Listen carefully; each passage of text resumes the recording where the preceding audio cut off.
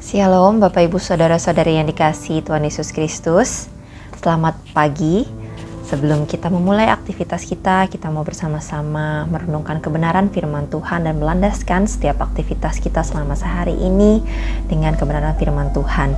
Sebelum itu saya mau mengajak Bapak Ibu Saudara-saudari untuk bersatu di dalam doa. Allah Bapa yang bertata dalam kerajaan sorga, terpujilah nama Tuhan, Engkau yang begitu amat mengasihi dan juga mencintai kami. Rahmat-Mu yang baru setiap pagi dapat kami rasakan. Bukti dari cinta-Mu kepada kami juga dapat kami lihat dan dapat kami nikmati hingga pada hari ini. Bersyukur kepada Tuhan Bapa yang senantiasa memelihara kehidupan kami, bahkan Engkau juga yang terus mencukupkan dan memberkati kehidupan kami. Kalau sebentar lagi Bapa kami mau merenungkan firman-Mu, berbicaralah dan juga bukakanlah isi hati-Mu kepada kami. Sampaikanlah kehendak-Mu dan buatlah kami mengerti dengan pertolongan Roh Kudus-Mu. Dan jadikanlah kami pelaku-pelaku firman-Mu sehingga apa yang kami renungkan pada hari ini tidak akan menjadi sia-sia. Terima kasih Bapa, kami siap untuk merenungkan firman-Mu. Di dalam nama-Mu kami telah berdoa dan mengucap syukur. Haleluya, amin.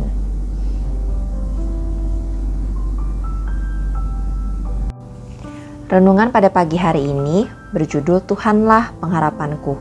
Dan bacaan Alkitab kita terambil dari Roma pasal yang ke-8 ayat 18 sampai dengan 30. Roma pasal 8 ayat 18 sampai 30 dengan judul perikop Pengharapan Anak-anak Allah.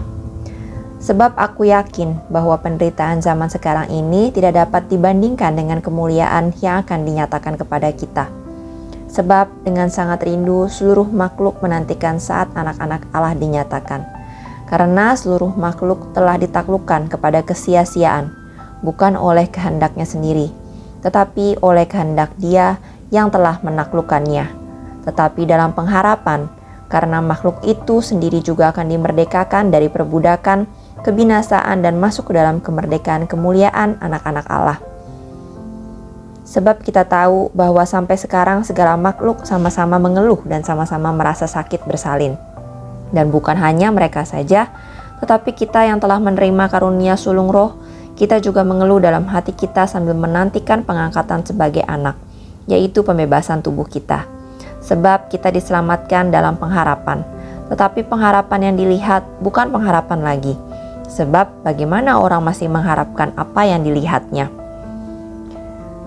Tetapi jika kita mengharapkan apa yang tidak kita lihat, kita menantikannya dengan tekun. Demikian juga Roh membantu kita dalam kelemahan kita, sebab kita tidak tahu bagaimana sebenarnya harus berdoa. Tetapi Roh sendiri berdoa untuk kita kepada Allah dengan keluhan-keluhan yang tidak terucapkan. Dan Allah yang menyelidiki hati nurani mengetahui maksud Roh itu, yaitu bahwa Ia sesuai dengan kehendak Allah berdoa untuk orang-orang kudus. Kita tahu sekarang bahwa Allah turut bekerja dalam segala sesuatu untuk mendatangkan kebaikan bagi mereka yang mengasihi Dia, yaitu bagi mereka yang terpanggil sesuai dengan rencana Allah. Sebab semua orang yang dipilihnya dari semula, mereka juga ditentukannya dari semula untuk menjadi serupa dengan gambaran anaknya, supaya ia, anaknya itu, menjadi yang sulung di antara banyak saudara. Dan mereka yang ditentukannya dari semula, mereka itu juga dipanggilnya. Dan mereka yang dipanggilnya, mereka itu juga yang dibenarkannya. Dan mereka yang dibenarkannya, mereka itu juga dimuliakannya. Sudah diakui bahwa salah satu anugerah utama orang Kristen ialah pengharapan. Pengharapan itu sendiri dengan sendirinya menyiratkan satu hal yang baik yang akan datang yang merupakan tujuan dari pengharapan itu.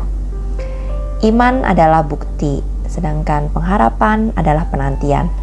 Penantian dari segala sesuatu yang tidak bisa kita lihat saat ini.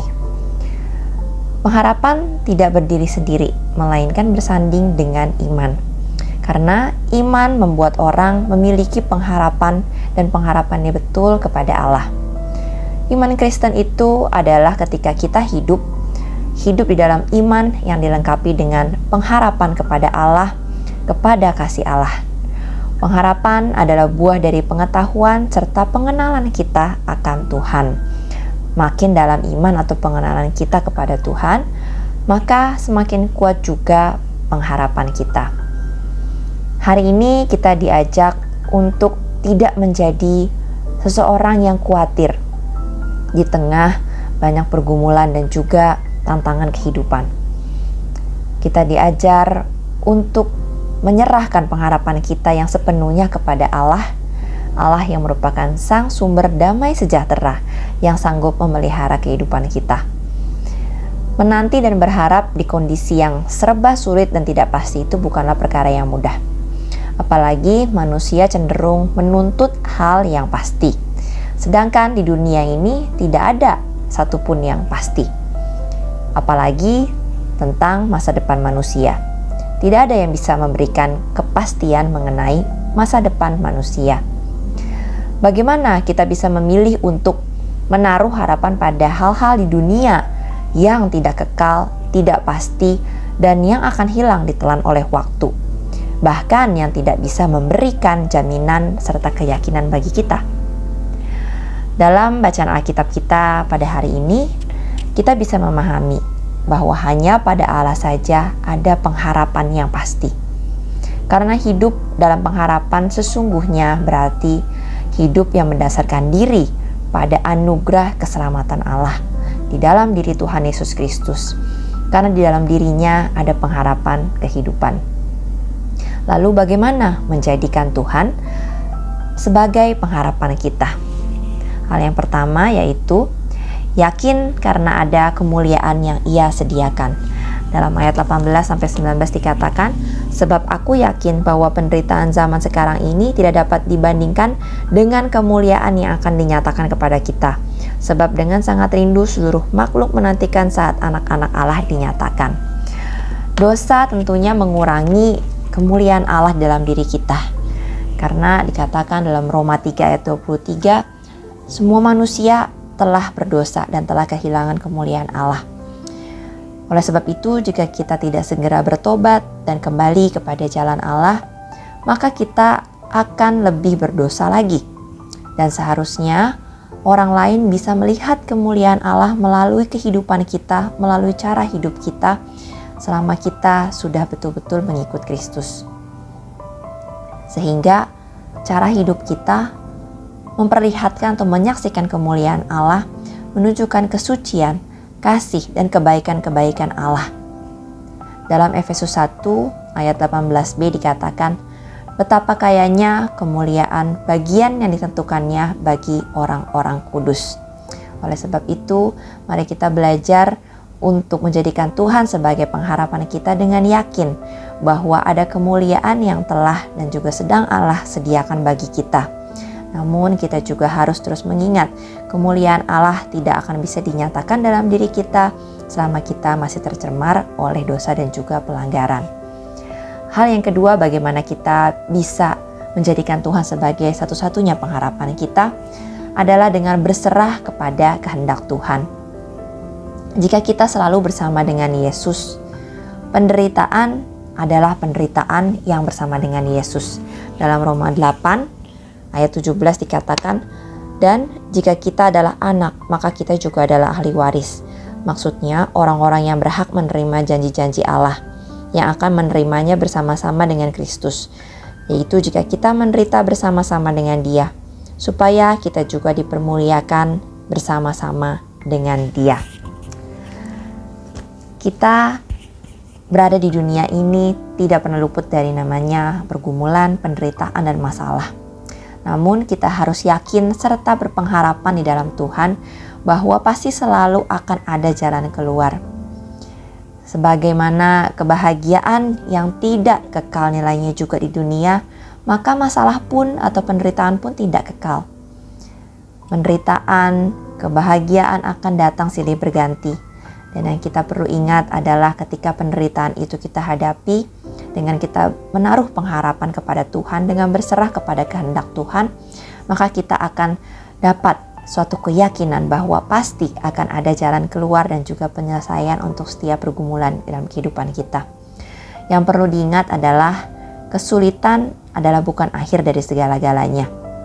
Berserahlah kepada kehendak Tuhan, sebagaimana dikatakan dalam Filipi 4 ayat 13. Segala perkara dapat kutanggung di dalam Dia yang memberi kekuatan kepadaku. Sebab itu, yakinlah bahwa ketika kita berserah penuh kepada Tuhan, Setiap penderitaan, masalah dan pergumulan yang kita laluinya bersama dengan Tuhan. Ada Tuhan yang selalu beserta dan menyertai kita, dan hal itu pasti. Sebab itu, jadilah kuat dan jadilah pemenang atas setiap masalah-masalah kita.